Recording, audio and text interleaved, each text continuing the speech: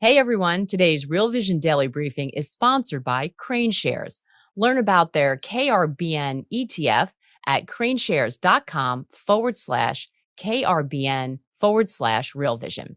Now to the top analysis of today's markets. What is the options market trying to tell us? Welcome to Real Vision Daily Briefing. It's Monday, July 10, 2023. I'm Ash Bennington in for Maggie Lake today. I'm joined today by Imran Lakha, founder of Options Insight. Imran, always a pleasure when you join us. Good to see you, Ash. Lots to talk about here. Listen, but first, I want to talk about something near and dear to my heart. We're kicking off our big 5-day crypto gathering at Real Vision. It starts today, Monday, July 10th. The big question is this: is it game on? That's the question we're looking at, trying to assess the current state of the crypto markets. We'll be hosting interactive sessions like daily Twitter Spaces, Discord Hangouts, DGen Happy Hour, and a bunch of other stuff. I'm going to be hosting some of those. I'm excited about that. You're going to see a lot of Raoul too. Of course, Raoul's been saying, think of it as a mini Glastonbury. If you want to check this out, it's all free at realvision.com/gathering. That's realvision.com/gathering. With that said, Imran, always enjoy having you on the show. U.S. equities, especially tech, have been on fire year to date. We got a little bit of softening last week. What's the big picture? How do you see it? Well, it's all about yields. This is something we talked about last time we appeared on Real Vision with Andreas. It was like, if you're going to get about a volatility in markets, it's going to be driven by rates vol. And generally, rates vol is going to go up when rates go higher. So we definitely saw a little attempt at that last week. Some pretty hot economic data. Thankfully, non-farms wasn't blowout as well, because then probably it would have pushed even further. So things stabilized a bit on Friday. But in general, most of the equity market getting taken down by higher yields, 10-year pushing above 4%. To be fair, the 2-year went above 5, but it's pulled back. So it definitely has retraced a little bit off its sort of local high.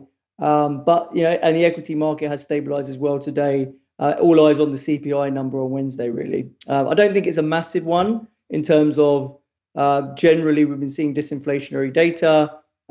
So this is likely to still continue that trend before the base effects kick in. And if you look at the implied moves on the S&P for this week, for that data, it's less than 1%. So the market isn't really expecting or anticipating this number to really move things that materially. Yeah, I'm looking at the 5-day charts right now in U.S. Treasury yield, right now trading at 4.872. 10-year Treasury really close to 4 flat, 4.008% 10-year Treasury yield currently.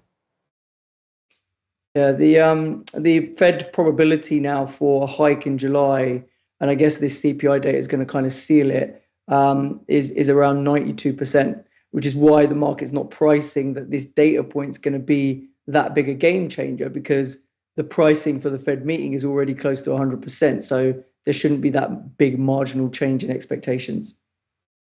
What's the Fed pricing? I don't know if you know this off the top of your head, but for 2 rate hikes, obviously there's been a lot of talk in financial services circles about the risks of 2 hikes, or I should say a double hike, 50 basis points.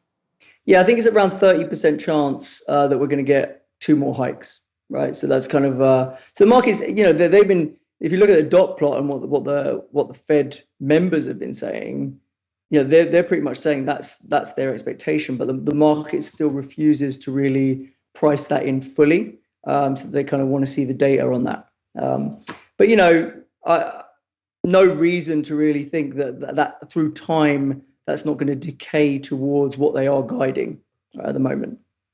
Well, talking about that decay, when you see the 2s-10s curve upside down, as we were just talking about, around 87 basis points, I'm just eyeballing it here. The implication, obviously, is that we're going to get a hike, and then based on the interest rate probability, and then we're going to get cuts following that. How do you think about that? Well, I mean, it's a lot less cuts than were priced a couple of months ago, right? Gradually, we've been pricing more and more cuts out of the curve as the data has been coming in much stronger. No sign of a recession yet. And the Fed speak has been decidedly hawkish. So that's just been, there's this muscle memory to the market. First sign of trouble, everyone thinks they're going to cut. And that's what happened back in March, where they just put in so many cuts into the curve, thinking, okay, this is it. They've already broken something, and it's the regional banks. But now the data's continued to be okay. And the regional banks, whilst clearly there's problems, that seems to have been to some extent kind of backstopped by what the Fed did. So for now, it's game on in equities, let alone crypto. Yeah, talk about that. I was talking earlier with Raul about where we are right now in terms of year to date on crypto. The numbers are blowout, obviously, from this rally that we've seen relative to, for example, even S&P 500, NASDAQ Composite, NASDAQ 100, seriously outperforming on digital assets. What are your thoughts on that? Yeah, I mean, I'm generally a bull. I think that crypto market has taken so much of a beating last year, and really, it got to a stage where just all the bad news was out. You would have thought, right? I mean, you couldn't get much worse news. And now you've had the big boys come in, the likes of obviously Fidelity, Citadel, Schwab, all these guys now coming in with EDX markets, and BlackRock with their ETF application to the SEC. That generally, if they're going to do that, the odds are they're going to get it approved at some point. That's what the market seems to think now. So I do think it's a great sign of institutional adoption really coming back in a big way. And that was the main driver, right? Back in late 2020, early 21, when we went to the moon on that thing, it was because of the institutional adoption story. And that really got shaken last year with all the scandals that were going on. And now it looks like that's coming back, and there's a bit of a purge going on where the TradFi guys are coming in and saying, okay, we want our share of this pie, and that we're going to give them a vehicle to adopt this stuff. And I think that narrative is going to stay in place. And you've certainly seen in the crypto options market, longer dated upside catching a firm bid, skew flipping towards calls and staying there, particularly in the longer term maturities. So that suggests this bull narrative, plus the halving that's due in March next year, that bull narrative in Bitcoin, I don't think is going anywhere. Yeah, and by the way, this rally started prior to the EDX markets and BlackRock ETF announcement. Listen, rather than eyeball it, I just want to read it on my screen right now, right off my Bloomberg, just to give you a sense of where we are in terms of percent change year to date. S&P 500 year to date up about 15%. NASDAQ Composite up about 30%. NASDAQ 100 up nearly 38%. Ethereum up 58, call it 59%, 58.8%. Bitcoin up year to date almost 87.5%. Yeah, for sure. I mean, the thing is, a lot of people still don't want to touch the crypto space, and obviously they got shaken out from last year's volatility. But if you look at the volatility in crypto, it's been surprisingly low, right, for most of this year. So that when vol does drop, I mean, there's been times where crypto vol's been less than S&P vol, not many times, but there have been times like realized vol right now in Bitcoin on a 1 week basis, like 30%. That's a normal equity type vol, right? That's not crazy. So, that type of low vol for long periods of time will make institutional players feel more comfortable. Obviously, the correlation between equities and crypto has fallen dramatically as well. So it acts as that's a positive for people to want to adopt it as well, because it acts as a diversifier in portfolios, things like that. If you believe in it, that it's not going away and it has some value owning it, the fact that it's got negative correlation to equities is a good thing for your portfolio generally. Yeah, of course, that declining volatility may not last. We may be having a different conversation if the history on that asset class comes back again to haunt us. Listen, talking about assets and cross volatility, this is something that you think a lot about. Walk us through your cross asset volatility thesis right now. Yeah, so generally we've seen volatility come down across all asset classes for a while. We had a little bit of a pop back up last week. We have this cross-asset vol and skew matrix where we also keep an eye on skew to see not the absolute levels of vol kind of tell you about the market's expectation for realized volatility, but that could go in either direction. When you look at the skew, it gives you a sense for whether one direction or the other is being given a risk premium, right? So generally in equities, you have a risk premium to the downside. So the puts will trade above the calls. And in things like commodities, you often have it the other way where calls trade over. So in general, we've seen equity skew come down pretty hard, get to very, very cheap levels, like 0 percentile type levels on a 2-year horizon. And last week they pushed back up a little bit, but they do still have room to go before they get anywhere near their even median levels, let alone their highs. So that's kind of the green dots moving back towards the right. And then in commodity skew, where you did see a decent amount of call skew in gold and silver and things like that earlier in the year when those things were really having a go at their highs, because the way they've pulled back with real yields coming higher, gold coming back down towards 1900, that call skew's disappeared again. So you've got a much more flat skew in gold, similar in bonds as well. The skew in treasuries is very flat. So what they're saying is as the vol's coming down, they're saying that the shock can come in either direction in those assets. So it's a much more symmetrical surface, which we call a smile. But in equities, there still is a skew. In Asian equities, there's not that much of a skew. Nikkei, China, they don't have much of an equity skew. But then when you look to Europe and you look to the US, they definitely still have a put skew. And they kind of generally they always will have. It's just a question of how much it is. Imran, for folks who are relatively new to options, let's walk them through why that is the case. Is that predominantly because it's a hedge for long positions on U.S. equities? Sure. So we cover this in our course on your platform. So I definitely urge people to check that out because we cover it in much more detail. But the reason why skew exists in equities is primarily because people are long stocks and they want to hedge them. Right. So they have a natural demand for want to buy downside puts, and they're actually willing to sell calls against their holdings because they own the stock anyway. So they can afford to sell some calls to cheapen up the cost of their protection. So you get a natural supply of calls, supply of upside, demand for downside, and that creates this vol premium for puts above calls. But then you also have empirical evidence that whenever markets tend to go down, they tend to go down much more violently. And when they go up, they tend to grind up as well. And so just looking at that statistically and how the returns going back decades, that is something that market participants in options want to price in because that is generally how things turn out. Yeah, this is the old cliche, stairs up, elevator down.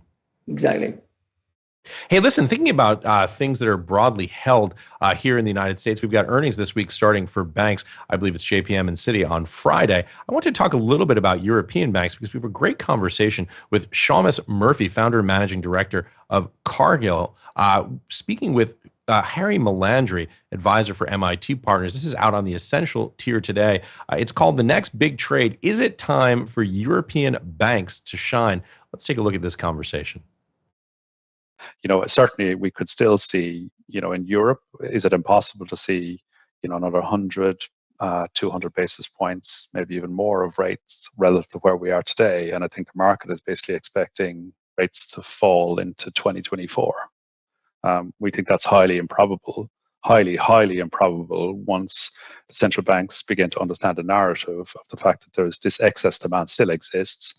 And we still haven't had an adjustment in coverage ratios. Let's not forget, Harry, even for interest to flow through the economy does take a long time because, for example, you have a fixed rate mortgage in Europe and Germany for 20 years. You only reset once every 20 years. You're still paying, you're completely insensitive to the rate curve. So, this does take a while to flow through. One of the countries actually where we believe rates actually could be significantly and have been, quite bearish is actually the UK. We think the UK is actually a bit of a unique situation. We haven't been long UK banks. UK banks, we feel, are a bit of a value trap because we feel the UK actually has a lot more work to do than Europe and the US on the upside. I see. Unique in a bad way, not in a good way. Well, Seamus Murphy, obviously bearish on UK banks. I have to say, Imran, this is right in your backyard. What are your thoughts? Well, it's funny that you chose this clip today because in my daily note today, one of the headlines I wrote was "Everyone hates UK assets." So if you bring up our strategy compass, Brian, you don't mind. So we run this process where we do this strategy compass where we get a handle on where the spot levels are overbought, oversold, where volatility is in its kind of percentile ranges, to get a sense from a mean reversion perspective, is there anything that's standing out as particularly stretched? So the idea is if you are far away from the center of this kind of dartboard, if you want to call it, or this target, then the probability that you're going to move a bit more towards the middle is fairly high, unless the market is just going through a major breakout and it just doesn't look back. Okay, so but generally the twos and fros of the market, this mean reversion model certainly picks up some opportunities. So right now, the UKX FTSE index is standing out as kind of the most oversold. Volatility levels have popped off their lows. So, FTSE vols generally got as low as the single digits. They've had a little pop to like 12-ish now, which isn't crazy high, but in the context of what the FTSE does, it is higher. But what we flagged was actually, whilst everyone hates sort of UK bonds and UK stocks right now, you look at the currency, it's actually doing okay. And the reason the currency is doing okay is obviously because the Bank of England is under pressure to fight inflation that just isn't going away, basically, right? So the fact that the rates expectations keep going higher and higher in the UK, and they surprised with a 50 pip hike last time that the market wasn't expecting, that's been good for the pound. So now, whereas last year, with all that debacle around what happened with the Truss government, you had bad outlook for UK economy plus bad outlook for the currency, and the UK was trading more like an emerging market. This time around, you've had currency strength coupled with weakness in other assets. So things like the EWU, which is like the UK ETF, the MSCI UK stocks, but the ETF is in dollars, that has actually traded much better than, say, the FTSE, because the FTSE is in local currency and doesn't benefit from the fact that the pound's got stronger. So the EWU, we're looking at potential sort of bullish expressions on the EWU to just play a bit of a bounce in the UK, because we do think it's very consensus that no one wants to touch it, and we just think it's sitting on like the 200-day moving average right now, that EWU ETF. It's got some bullish divergences showing up. Obviously, we've shown that the UK in general looks quite oversold, so we're looking at potential option trades that could play a bounce there. It's not something we think's a long-term theme by any means, but we do think tactically it's pretty beaten up and everyone hates it. So, like our good friend Jared Dillian, who's the sentiment trader, who likes to fade crowded sentiment, we think there might be some value in playing it from that perspective. Yeah. Imran, we've got some questions coming in fast and thick from our viewers. Well, what do you say? I want to hit some of these? Let's do it. All right, fantastic. Listen, if you're out there and you're watching on the platform, in the chat, if you're watching on YouTube, please drop your questions in. And of course, smash the like button and hit subscribe. We're obviously committed to providing this kind of amazing free content to you, and we appreciate you hitting the subscribe button. First one comes to us from Is This It on YouTube. Does Imran have any thoughts on the UK housing market, sticking with the theme? Assuming he's out there, their mortgage rate picture has been a hot topic recently. Yeah, I mean, it's pretty frightening. But I mean, literally though, it's one of those things, like every headline you see on the housing market is this thing's going to crash another 10-15%, right? So whilst the structure of the market is pretty poor because of the 2-year fixed rate mortgages that have to be rolled, and we're talking about rolling 400 basis points higher than your last fix, it's pretty scary for most consumers. So clearly it is a concern. It's just a matter of how much of it is priced in, and that's always the hard thing to tell, right? But yeah, I wouldn't. I mean, it's funny. It's not an easy time for anyone to sell a house right now. Anyone I know who's trying to sell a house in the UK is seriously struggling, and they're having to bring their prices down, and so it is a reality right now. And the notorious thing about housing is so damn illiquid, right? It's just you don't want to cross that 20% bid offer spread, right? So people need to be really desperate to sell to actually trade it at those levels. So right now they're walking down their offers, but they're not hitting bids. We'll see if they get desperate enough in the next 12 months that they actually start hitting bids, because that's when it will really, come down hard, right? So back in 2008, I remember the thing that saved the housing market was the currency devaluation, right? And you had a load of very wealthy foreigners who wanted to bring money to the UK, and UK property just got haircut massively because of what the currency did for them. You don't have that support anymore, which is quite concerning. Okay, coming back to this side of the pond, Ralph Humphrey, one of our regular viewers here at Real Vision. What are Imran's thoughts on the VIX? Lower for longer or back up? Good question. So the VIX has been incredibly heavy, right, for quite some time. And we've been calling a lower VIX from earlier in the year, for those of you who have been kind of keeping in touch with what we've been saying. Now, it did have a little pop last week, briefly touched 17.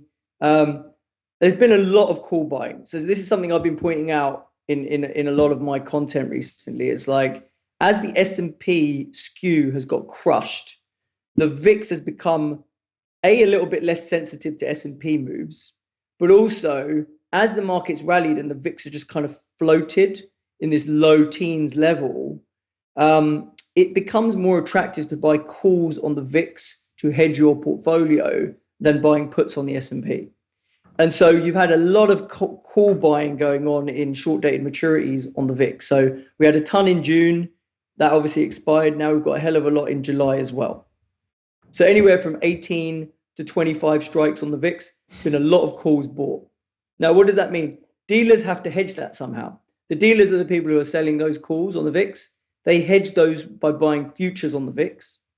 Now, as those calls, if those calls don't actually materialize and make any money because nothing untoward happens in the market, then those calls evaporate, they go away. And as they're decaying through time, the dealers who have bought VIX futures against them have to sell those VIX futures back out. So that the passage of time when there's this big amount of call buying that we've seen, the passage of time actually works negatively for the VIX because these dealers have to then sell back all the VIX. And so I think that into VIX expiry next week, there is a very high likelihood, if there's not some massive blow up in yields that drives equities lower again like last week, that I think the VIX will find selling pressure at least until to next Wednesday. Maybe even it'll persist into Friday with the regular OPEX. But yeah, my base case is probably VIX lower for now. And if we do get some kind of real VIX spike at some point, I think it's going to be a bit further down the line once summer seasonality is gone, and we have maybe September, October time. Next question comes to us from another regular viewer, Bo Nito here at Real Vision. What is Imran's take on the stubborn yield curve inversion? I should say, I think I eyeballed it correctly. 2s, 10s right now are at about minus 86 basis points. This has come in quite a bit from last week. We were at over 100 basis points, I believe. Yeah, it was an amazing move. It went to like 110 and reversed back to 80, so 30-bit re-steepening. People say the re-steepening is the thing you should be scared of, right? So, but I don't know. I mean, this thing's been quite noisy for like a year now. I mean, people say it's got 100% track record in calling recession, but it's got no value in timing it, right? That's the problem, right? It seems that there's and the whole job of trading is to time stuff. So I don't really read too much into it. I keep an eye on it for sure. But that latest re-steepening, if it keeps going, and then maybe the market's going to get a bit spooked by that, because typically that seems to be the real signal that things are getting imminent, right? But the problem is normally the re-steepening happens from the front end going down, right? Whereas the re-steepening we saw last week was from the back end going up by more than the front end, because the front end's kind of now anchored at wherever it is. So I don't know. I just think it's a very noisy curve right now. I'm not the go-to expert in yield curve by any means. So you probably want to ask someone like Jeff Schneider, I guess. But not reading too much into it right now. The next question is about the NASDAQ 100. By the way, Imran, I think I have a 100% track record by saying the NASDAQ 100 will be higher in 10 years.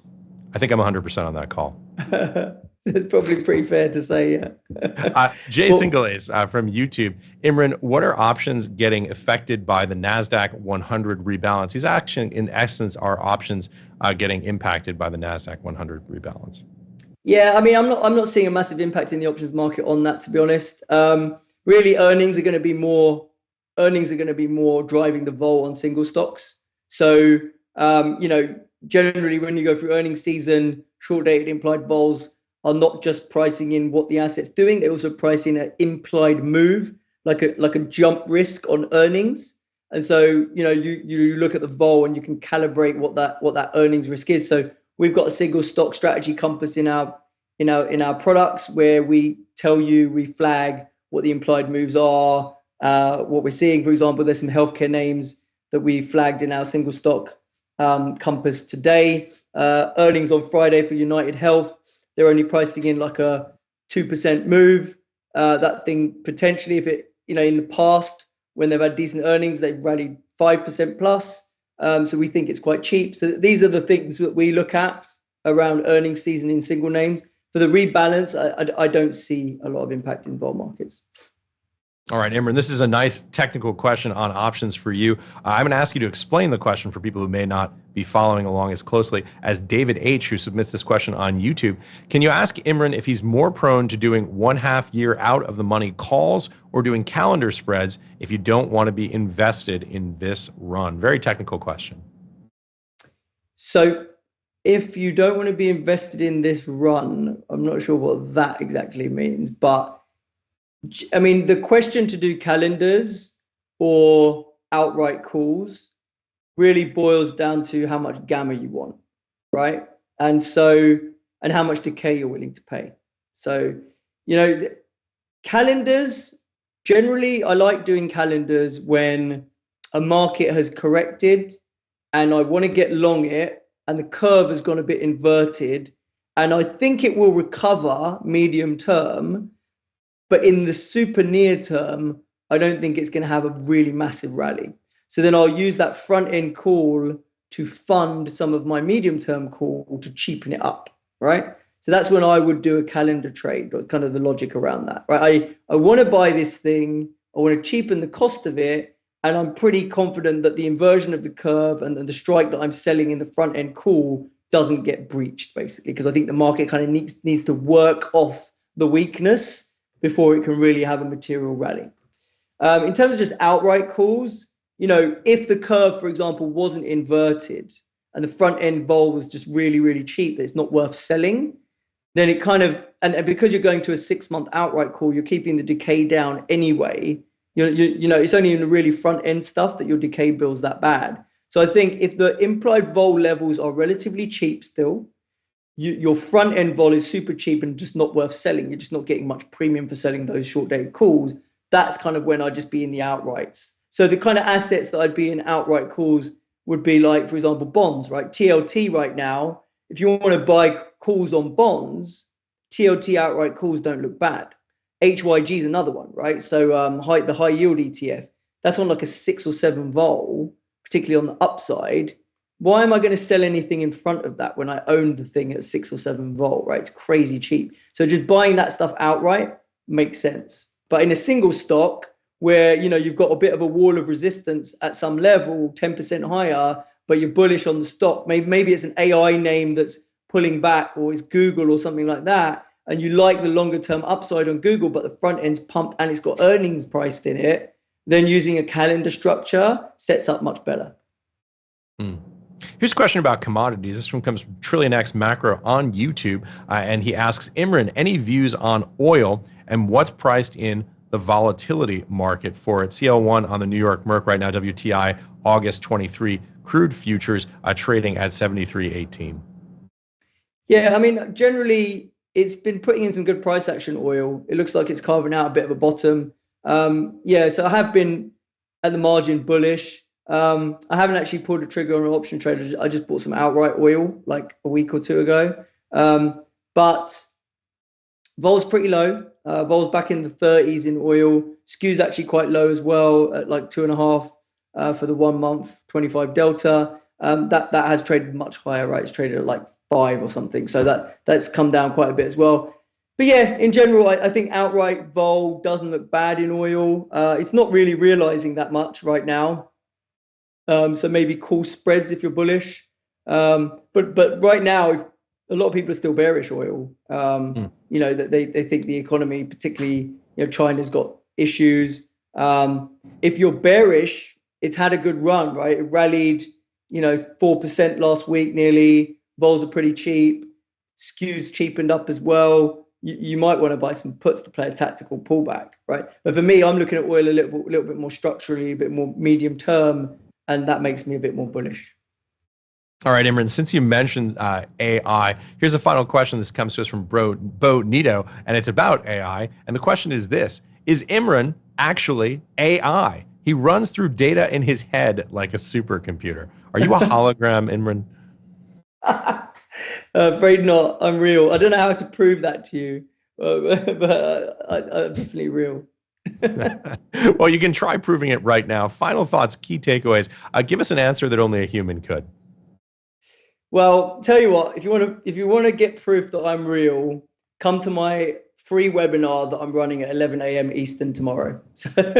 So we're going to run through some of the trades that we've done recently. And trust me, they're not all winners. We're not going to bullshit you. We're going to tell you about our losers and our winners. But we're just going to walk you through our process about how we go about identifying opportunities, how we think about putting these trades on, what insights we get from our dashboards, what they mean. And then I'll walk you through how we actually then risk manage these trades, restructure them, and the sort of considerations. Think about how we size them, stuff like that. So if you have some spare time at 11 a.m. Eastern tomorrow, come and join us. You can sign up at our website for the free webinar. Come and say hello. You can ask me what you like. And 11 a.m. Eastern 11 tomorrow. a.m. Eastern tomorrow, yeah.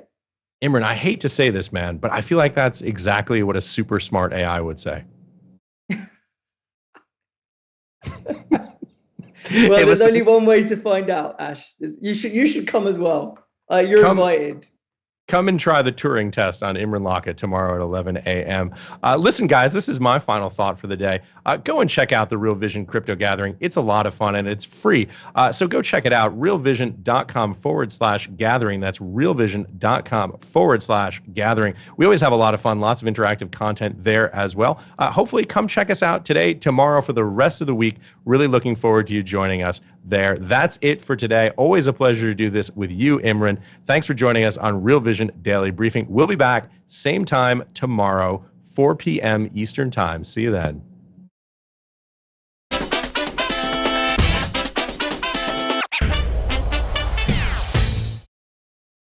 Thanks for joining us, everyone. Today's Real Vision Daily Briefing is sponsored by Crane Shares. Learn about their KRBN ETF at craneshares.com/KRBN/Real Vision.